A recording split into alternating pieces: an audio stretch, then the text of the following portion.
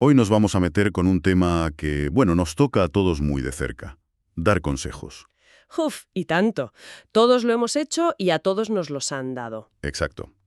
Y para aprender a hacerlo bien, o al menos a no hacerlo rematadamente mal, vamos a usar una fuente bastante inesperada, el libro bíblico de Job. Que es una idea genial, porque más allá de la historia sobre el sufrimiento, que es potentísima, es un manual increíble sobre comunicación. Sobre todo sobre cómo no meter la pata hasta el fondo, cuando un amigo te necesita. Justo. Vamos a analizar un texto que desmenuza esas conversaciones de Job con sus conocidos, para entender por qué algunos consejos, como los de sus tres amigos, Elifaz, Bildad y Zofar, se la pegan, pero bien. ¿Y por qué otros, como los de un chico más joven llamado Elihu, pues dan en el clavo? Totalmente. Es que es un laboratorio de relaciones humanas en una situación límite. Y para situarnos, a ver, el texto nos lanza una primera pregunta que es clave. ¿En qué situación tan difícil están Eliú y los tres conocidos de Job cuando todo arranca? Pues la escena es para echarse a llorar, literalmente. Hay que imaginarse a Job. Este hombre no era cualquiera, ¿eh? Para nada. Era el más rico, el más respetado de su zona. Y de un día para otro, se queda sin absolutamente nada. Le roban el ganado, matan a sus sirvientes, y lo más brutal, lo que te rompe por dentro, sus 10 hijos mueren de golpe. Es que es una tragedia inimaginable. Y por si no fuera suficiente con el dolor emocional, está el físico. El texto dice que está cubierto de úlceras malignas. Desde la cabeza hasta los pies. Sí, desde la planta del pie hasta la coronilla. Está hecho un destojo, sentado sobre cenizas, rascándose con un trozo de teja. Es la imagen de la desolación. Exacto. Y en ese momento aparecen sus tres amigos, Elifaz, Bildad y Zofar. Y el shock es tan grande que al verlos se quedan mudos. 7 días y 7 noches en silencio, sentados con él en el suelo. Es una imagen potentísima. Y cerca, observando, está ese cuarto personaje, el joven, Elihu, que también calla. 7 días de un silencio que se corta con un cuchillo. Y claro, esa tensión tenía que romperse. Y se rompe. De la peor manera. Job explota. Maldice el día que nació. Que ojo, no está maldiciendo a Dios. No. Maldice su propia existencia. Es un grito de desesperación que pide a gritos consuelo, empatía, algo. Y es justo ahí donde empieza el desastre. Sus amigos deciden que es el momento de hablar, de dar consejos. Y esto nos lleva al gran fracaso. La pregunta que plantea la fuente es directa. ¿Por qué los tres conocidos de Job no consiguieron consolarlo? Y la respuesta es una clase magistral de lo que nunca hay que hacer. Es que es un catálogo de errores, ¿eh? Sí. El texto los agrupa en tres grandes fallos. El primero, y quizá el fundamental, es que sacaron conclusiones precipitadas. Antes de abrir la boca, ellos ya tenían su veredicto. Totalmente. Para ellos, la ecuación era simple. Si Job está sufriendo así, es porque algo habrá hecho. Dios es justo, por lo tanto, este sufrimiento tiene que ser un castigo por un pecado oculto. Parten de una premisa que parece lógica en su teología, pero que aplican sin tener ni una sola prueba. Es una acusación velada desde el minuto 1. Claro, no le preguntan, no indagan, simplemente asumen. Y eso es un error muy humano, ¿no te parece? Muchísimo. El texto nos invita a pensar en la psicología que hay detrás. Su fracaso nace de una necesidad muy profunda de encontrar una explicación simple. Porque la alternativa, que la tragedia pueda golpear a un hombre bueno sin más... Es demasiado aterradora. Exacto. Así que no solo juzgaban a Job, estaban protegiendo su propia visión del mundo, su propia seguridad. Claro. Si a un bueno le puede pasar esto, a mí también. Mejor pensar que él se lo ha buscado. Es una defensa psicológica brutal. Vale, ese es el primer fallo. ¿Cuál es el segundo? El segundo es que sus consejos eran insensibles e hirientes. Usaban un lenguaje que, sacado de contexto, podría sonar hasta sabio. Pero en la boca del que sufre eran puñales. Puñales. El texto da ejemplos concretísimos. Bildad, por ejemplo, en medio del lamento de Job, le suelta que sus palabras son un simple viento. O sea que habla demasiado. Que se calle y ya. Básicamente. Justo cuando más necesita desahogarse. Manda narices. Es de una falta de empatía alucinante. Y Zofar no se queda corto, ¿eh? Llega a insinuar que Job es un cabeza hueca por no entender la sabiduría divina. Le dice que si Dios hablara, le mostraría que su castigo es incluso menor de lo que merece. Vaya tela. Es de una crueldad tremenda. Lo está culpando, humillando y minimizando su dolor, todo a la vez. Con amigos así. Y supongo que el tono en el que decían todo esto tampoco ayudaba, porque una cosa es lo que dices y otra, muy distinta, cómo lo dices. Has dado en el clavo. Ese es el tercer motivo del fracaso. Su actitud de superioridad. Su tono era prepotente, sarcástico, condenatorio. ¿No hablaban para consolar? Hablaban para ganar una discusión teológica. Su objetivo real no era levantar a su amigo, era demostrar que él estaba equivocado y que ellos, los sabios, tenían la razón. Se erigieron en fiscales de Dios. Con esa actitud, era imposible que consiguiera nada bueno. De hecho, el efecto fue el contrario. Lo hundieron más. Lo que nos lleva a la siguiente pregunta del análisis. ¿Qué consiguieron Elifaz, Bildad y Zófar con sus consejos? Pues consiguieron justo lo opuesto a lo que se espera de un amigo. Job se sintió, y usa esta palabra, aplastado. Se sintió acorralado. Y como cualquiera, se defendió. Con uñas y dientes, y esa presión lo llevó a perder el equilibrio, a decir cosas fuera de lugar, como el propio texto reconoce. Lo empujaron al límite. O sea que su ayuda provocó una reacción aún más desesperada en él. En lugar de calmar la tormenta, la avivaron. Y lo más grave es que al tratar a Job sin compasión y al presentar una imagen de Dios como un contable justiciero, Se convirtieron, sin quererlo, en herramientas de la misma fuerza que estaba atacando a Job. exacto. El relato empieza con Satanás poniendo a prueba a Job y estos tres, con su teología retorcida, acabaron haciéndole el trabajo sucio. En vez de ser agentes de consuelo, fueron agentes de más dolor. Es una lección potentísima. Y la fuente nos invita a pensar en las aplicaciones prácticas. Para los antiguos israelitas que leían esto, ¿qué lección sacaban? Pues una lección fundamental, sobre todo para los líderes. Piensa en los jueces, en los ancianos de Israel. Para ellos, este relato era un manual. ¿Un manual de qué? De liderazgo.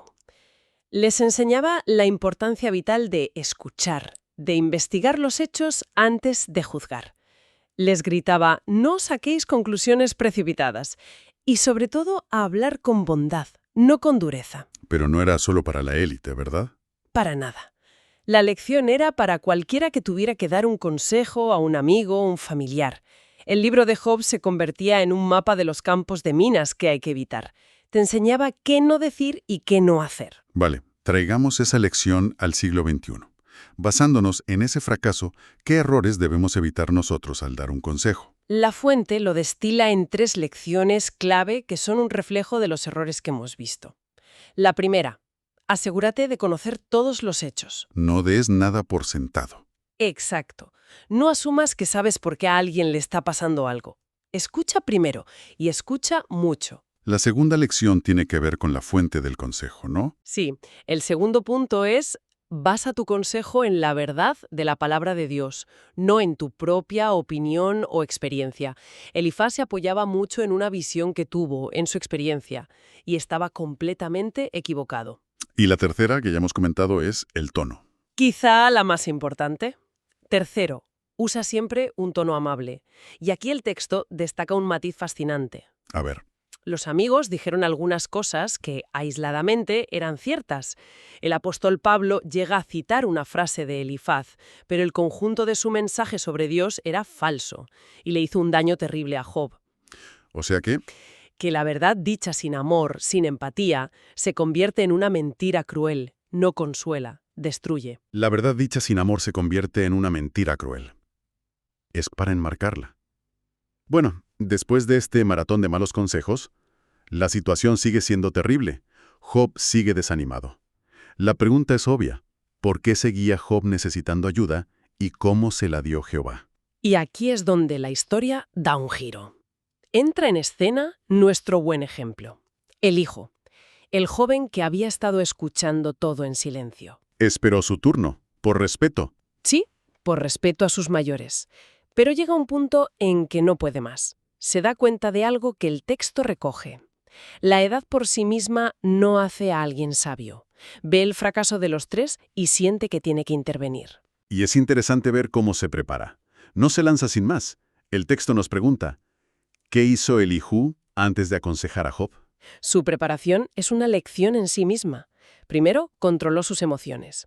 La fuente señala que el texto hebreo dice que se le encendió la ira al escucharlos. Estaba cabreado. Sí. Pero cuando habla, no lo hace desde la ira. Su tono es calmado, es bueno, gestionó su enfado antes de abrir la boca. Eso es fundamental.